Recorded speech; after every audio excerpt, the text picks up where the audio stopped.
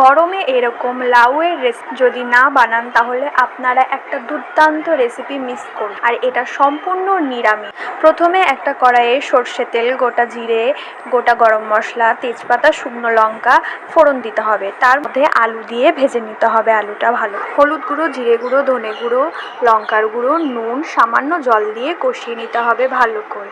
তারপর তাতে লাউটা দিয়ে বেশ কিছুক্ষণ ধরে কষিয়ে নিতে হবে। তারপর টমেটো কুচি করে দিয়ে বেশ কিছুক্ষণ ধরে ঢাকা চাপা দিয়ে কষাতে হবে। ঢাকা চাপা খুলে ধুয়ে রাখা মুগ ডাল দিয়ে একটু নাড়িয়ে চাড়িয়ে নিতে হবে যাতে ডালের কাঁচা ভাবটা চলে যায়। তারপর বেশ কিছুটা কুচনো ধনেপাতা, চিনি দিয়ে একটু ভালো করে নাড়িয়ে চাড়িয়ে 1 মগ গরম জল দিয়ে দিতে হবে যাতে সব কিছু ভালো করে সিদ্ধ হয়ে যায়।